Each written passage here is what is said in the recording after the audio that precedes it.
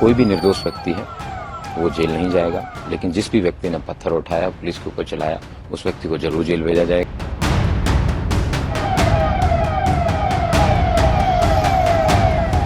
24 नवंबर को संभल के शाही जामा मस्जिद के सर्वे के विरोध में हुई हिंसा को लेकर तनाव अभी भी खत्म नहीं हुआ है।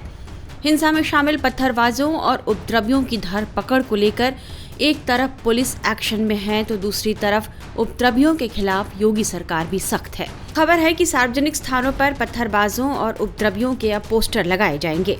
अभी हिंसा में शामिल 21 दंगाइयों की तस्वीरें जिला प्रशासन की तरफ से जारी की गई है। उनके नाम भी सार्वजनिक किए गए हैं। 16 साल की उम्र से लेकर 72 साल की उम्र तक के आरोपियों के फोटो और नाम जारी किए गए हैं। बताया जा रहा है कि दंगे में शामिल इन लोगों की तस्वीरों का पोस्टर चौराहों पर लगाया जाएगा। संभल में जब हिंसा हुई थी, इस दौरान न सिर्फ पुलिस पर पत्थर बरसाए गए थे, बल्कि अफसरों की गाड़ियों को आग के हवाले कर दिया गया था और पुलिस वालों की जान लेने के मकसद से उन पर हमला किया गया था। पुलिस ने मामले में सख्त एक्शन लेने की चेतावनी दी थी और यह ऐलान किया था कि उपद्रवियों के न सिर्फ पोस्टर सार्वजनिक चौराहों पर लगेंगे, बल्कि दोषियों से ही नुकसान की वसूली भी की जाएगी। यूपी सरकार ने इसे लेकर पूर्व में अध्यादेश जारी किया था, जिसके तहत दंगों में उपद्रव करने वाले लोगों से नुकसान की वसूली की जाती है। साथ ही उनकी तस्वीरों के पोस्टर भी चौराहे पर लगाए जा सकते हैं। इसी अध्यादेश के तहत अब संभल उपद्रवियों के खिलाफ यह कार्रवाई होने जा रही है। सरकार कानून व्यवस्था के लिए संकल्पबद्ध थी, संकल्पबद्ध है और आगे की संकल्पबद्ध रहेगी। ये कोई राजनीतिक विषय नहीं है। प्रदेश में शांति व्यवस्था अमन चैन रखना सरकार की शीर्ष प्राथमिकता में रहा है और इसी का परिणाम है कि पिछले 7.5 साल 8 साल का कार्यकाल जो होने जा रहा है, एक भी दंगा नहीं हुआ। दंगा मुक्त प्रदेश, उभरता दमकता चमकता प्रदेश बनने का काम हो रहा है। दंगाइयों पर, अपराधियों पर और इस तरह के समाज विरोधी तत्वों पर कठोर कार्रवाई की जाती रही है। उसी का परिणाम है कि आज प्रदेश के बारे में लोगों का परफेक्शन, लोगों की सोच, लोगों की अवधारणा बदली है और उत्तर प्रदेश में लोग निवेश करने के लिए आगे आए।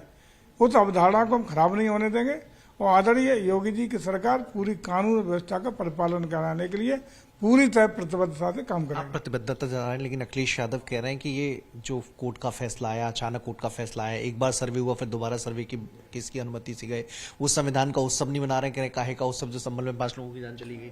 देखिए, अखिलेश जी को यदि न्यायालय के कार्रवाई पर प्रश्न खड़ा करना है तो वकील का उचित प्लेटफॉर्म है, वकील करें, वहां अपनी बात रखें, को न्यायालय में बात रखें। न्यायालय कोई शासन या सरकार के अंतर्गत काम नहीं करते। स्वतंत्र रूप से चौखम्मा व्यवस्था में न्यायपालिका एक मजबूत खम्मा है जो अपने स्वतंत्र रूप से काम करता है। न्यायालय पर कोई प्रश्न लगाना है, कोई सवाल करना है तो न्यायालय के जाकर के अपना उचित माध्यम से वकील के द्वारा अपनी बात रखेंगे।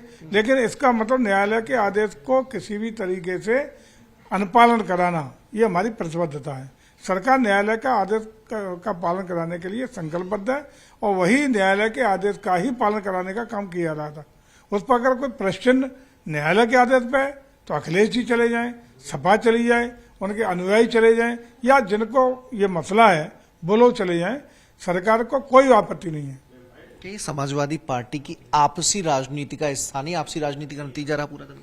देखिए, 2 विषय हैं इसमें। नंबर 1, वहां के दोनों विधायक का सांसद के बीच के जो मतभेद और कुरैशी और पठानों का झगड़ा, ये भी कहीं न कहीं इस तरह के मामले आए हैं सामने, बातें आई हैं सामने कि उनके बीच की जो आपस की मनमुटाव और रंजिश है उसका दुष्परिणाम भी है। दूसरा, जो चुनाव के परिणाम की हताशा और निराशा में जो समाजवादी पार्टी ने बयानबाजी की, वो भी कहीं न कहीं उसी आग में घी का काम किया है। इस तरह की घटना देने से निश्चित रूप से प्रदेश की एक चेहरे पर एक कालिक पहुंचने का प्रयास किया गया है, वो सरकार किसी भी कीमत पर सफल नहीं होने देगी। सरकार पूरी तरह प्रतिबद्ध है। प्रदेश कानून और व्यवस्था के हिसाब से चलेगा। कानून का राज स्थापित था, स्थापित है और स्थापित रहेगा। इसके लिए अगर कोई उसमें सेंधमारी करेगा, कानून तोड़ने का काम करेगा, तो कितना ही बड़ा आदमी हो, कितना छोटा आदमी हो, सरकार बख्शने वाली नहीं है। इस हिंसा में 4 लोगों की मौत हो गई और 1 दर्जन से अधिक पुलिसकर्मी घायल हो गए थे। संभल में इंटरनेट सेवाएं अभी भी बैन हैं। हालांकि धीरे धीरे हालात सामान्य हो रहे हैं और स्कूल भी खुल चुके हैं, लेकिन सीसीटीवी के आधार पर उपद्रवियों की धरपकड़ जारी है। संभल बवाल में कुल 7 एफआईआर दर्ज हो चुकी है और हिंसा मामले में 27 लोग गिरफ्तार हुए हैं। संभल के उपद्रवियों पर पुलिस ने अब तक क्या कार्रवाई की है, इस बारे में जानकारी दे रहे हैं हमारे संवाददाता अभिषेक राज। अब तक 27 लोगों की गिरफ्तारी हो गई है, जिसमें 2 महिलाएं भी शामिल हैं। इसके अलावा जो जांच है वो काफी ज्यादा आगे बढ़ रहा है। 100 लोगों को इस पूरे मामले में आइडेंटिफाई किया गया है और सीसीटीवी कैमरे के आधार पर जो जांच है वो आगे चल रही है। इसके अलावा जितने लोग उस भीड़ में शामिल थे, जो एफआईआर में 700-800 जो अज्ञात लोगों के खिलाफ एफआईआर हुई है, उन सबों की पहचान करने के लिए जो लोकल इंटेलिजेंस की टीम है, जो एलआईयू है, वो लगी हुई है। इसके अलावा अलग अलग जगहों से, चाहे नखासा हो या फिर जो हिंदूपुरा क्षेत्र हो या फिर जो शाही जामा मस्जिद के पीछे का एरिया कोटद्वार हो, वहां से जो जांच टीम है वो जा रही है, वहां पे पता कर रही है कि आखिर ये पत्थरबाज कहां से आए थे, किन लोगों ने बुलाया था और किस तरीके से इस पूरे मामले में भीड़ इकट्ठा हुई थी और आखिर इस भीड़ का मकसद क्या था। तो अब पुलिस की जांच जो है वो काफी ज्यादा तेज हो गई है। अभी तक 27 लोग इस पूरे मामले में गिरफ्तार हुए हैं, जिनमें 2 महिलाएं हैं और 25 जो है वो पुरुष शामिल हैं और अब इनसे भी पूछताछ जो है वो आगे बढ़ेगी। 100 लोगों को अभी तक आइडेंटिफाई किया गया है सीसीटीवी के आधार पर। संभल बवाल को लेकर जेल भेजे गए 27 आरोपियों से पूछताछ में योजनाबद्ध तरीके से हुई हिंसा की कहानी उजागर हुई है। पुलिस के मुताबिक तय तैयारी के तहत ही पहले से ही घरों की छतों पर ईंट, पत्थर और कांच की बोतलें जमा कर ली गई थी। अब तक इस मामले में 74 आरोपियों को चिन्हित किया जा चुका है। इस हिंसा में दूसरे जिलों के लोग भी शामिल थे, इसकी जानकारी भी पुलिस को मिली है।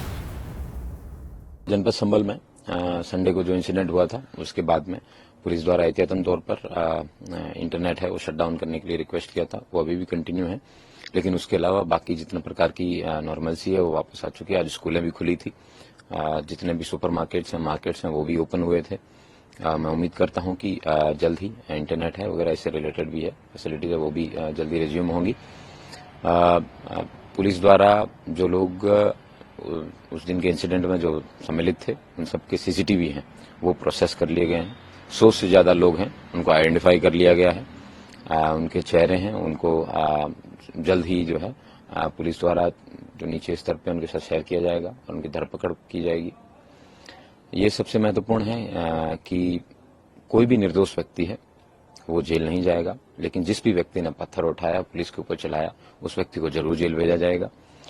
मैं सभी लोगों से अपील करता हूं कि किसी भी रूमर मॉन्गरिंग में, किसी भी इस तरीके की चीज में विश्वास न करें और जनपद संभल पुलिस है ये सदैव आपकी सुरक्षा के लिए तत्पर है और हमेशा तैयार रहेगी। सर, अब तक कितने लोगों को आप लोगों ने अरेस्ट करा है, क्या कुछ अपडेट है? लास्ट 24 घंटे में पुलिस ने क्या एक्शन लिया और अगले 24 घंटे में क्या कुछ एक्सपेक्ट कर सकते हैं? लास्ट 24 आवर्स में हमने कुल 27 लोगों को जेल भेजा है, उनमें से 25 पुरुष और 2 महिलाएं हैं और आने वाले 24 आवर्स में भी जो सीसीटीवी प्रोसेसिंग है और ड्रोन के फोटोज का प्रोसेसिंग है वो चल रहा है और काफी बड़े पैमाने पे, बड़े स्केल पे इन सब चीजों की स्टडी करने के बाद में जो रियल अक्यूज्ड हैं, जिन लोगों ने वास्तव में इस घटना को अंजाम दिया था और विवेचकों द्वारा अपनी विवेचना भी है वो युद्ध स्तर पे की जा रही है और जल्दी उसमें भी जो रिजल्ट है वो भी सामने आएंगे। टोटल कितने लोग अरेस्ट हुए सर? अभी कुल 27 लोग अरेस्ट हुए। Thank you. एफआईआर के बारे में बताएं सर, कितनी? कुल 7 एफआईआर हुई है, उसमें 2 थाना नखासा पे और 5 थाना संभल कोतवाली पे दर्ज हुई हैं, जिसमें एक सीओ हैं जिनके पांव में गोली लगी थी, उनके द्वारा लिखवाई गई है। एक हम डिप्टी कलेक्टर हैं जो इंजर्ड हुए थे, उनके द्वारा लिखवाई गई है। एक हमारे पीआरओ हैं जिनके पांव में गोली लगी थी, उनके द्वारा लिखवाई गई है। बाकी 2 चौकी प्रभारियों के द्वारा और जो क्षेत्र के अंदर जहां आगजनी की घटना हुई उनके द्वारा लिखवाई गई है। सांसद जियाउर रहमान का नाम एफआईआर में है, साथ ही स्थानीय विधायक इकबाल मोहम्मद और उनके बेटे सुहेल इकबाल का भी नाम है। इन चीजों को लेकर क्या अपडेट है सर? ये एक सब इंस्पेक्टर हैं हमारे थाना कोतवाली के, उनके द्वारा पूरे इंसिडेंट का वर्णन किया गया और किन परिस्थितियों में यह घटना हुई, उनके द्वारा एफआईआर पंजीकृत कराई गई है। इसकी विवेचना इंस्पेक्टर द्वारा की जा रही है। मैं उम्मीद करता हूं कि जल्दी इसमें जो भी विवेचना की कार्रवाई है वो आगे प्रचलन में लाई जाएगी और जो सही एविडेंस है उनके आधार पर विधिक कार्रवाई सुनिश्चित की जाएगी। जियाउर रहमान को क्या अलग से नोटिस दिया गया, एफआईआर दी गई है? जियाउर रहमान को 168 बीएनएसएस का नोटिस है, वो 23 नवंबर को दिया गया था और उनको व्हाट्सएप से पर्सनली उनके मोबाइल पे भी भेजा गया था और मैं उम्मीद करता हूं कि जो भी विधिक कार्रवाई है वो सारे सबूत हैं उनके आधार पर ही की जाएगी। सर, एक जरूर सवाल और लेना चाहूंगा, काफी सारे डिग्नेटरीज हैं वो संभाल आने के लिए उनकी खबरें सामने आ रही। राहुल गांधी हूँ, समाजवादी पार्टी का डेलीगेशन हो जिसमें कई सांसद हैं, चंद्रशेखर आजाद हूँ, सीपीआई सीपीएम अन्य राजनीतिक नेता है, सांसद है सिटिंग, और उनके लिए क्या कुछ गाइडलाइन? ये 163 BNSS जो कि पहले धारा 144 के रूप में जाना जाता था, उनके डीएम महोदय द्वारा जो नोटिस है वो 30 तारीख तक विभिन्न प्रकार के प्रतिनिधिगण या फिर माननीय जो जनप्रतिनिधि है उन सबको 30 तारीख तक जनपद में न आने के लिए अनुरोध किया गया है। 30 तारीख के बाद में उनको स्वागत है वो आए, लेकिन 30 तारीख तक के लिए उसके लिए मना है। Thank you. जल्दी इंटरनेट की सेवाएं हैं वो रिज्यूम हो जाएंगी। एक जरूरी सवाल और आपसे लेना चाहूंगा, अभी पूरी सिचुएशन चल रही है, आप लगातार शॉपकीपर से मिल रहे, सब लोगों से मिल रहे, लोगों का कैसा रिस्पॉन्स सामने आ रहा है? और एक व्यक्ति है जिसकी मृत्यु हुई थी, 4 लोगों में से एक है, उसके परिवार के द्वारा भी शिकायत दी गई है पुलिस में? 4 जो डिसीज्ड हैं, 4 लोगों की जिनकी मृत्यु इस घटना में हुई है, उनके द्वारा तहरीर दी गई है। उस तहरीर के आधार पर 4 अभियोग भी पंजीकृत किए गए, उसमें से 3 थाना कोतवाली में, 1 थाना संभल पर, कोतवाली 3 थाना कोतवाली संभल पे और 1 थाना नखासा पे दर्ज किए गए हैं। और उनकी विवेचना भी है वो मेरिट के आधार पर की जाएगी और आगे विधिक कार्रवाई सुनिश्चित की जाएगी। संभल हिंसा और बवाल को लेकर कमिश्नर ने कई और खुलासे किए हैं और उन्होंने बताया है कि इस हिंसा में नाबालिगों को भी शामिल कर लिया गया था और बार बार गोली चलाओ की आवाज आ रही थी। कुल मिला के जो कल तक जो संख्या थी वो 3 माइनस की थी, लेकिन उसमें हो सकता है संख्या घटी बढ़ी हो, अभी उसमें उसका आंकड़ा मेरे पास नहीं है। लेकिन माइनस के साथ हमारी बेसिकली जो काउंसलिंग की ही चीज़ें कर रहे हैं। देखिए, जो बच्चे छोटे हैं उनको खासतौर से पढ़ाई पे लगाना चाहिए।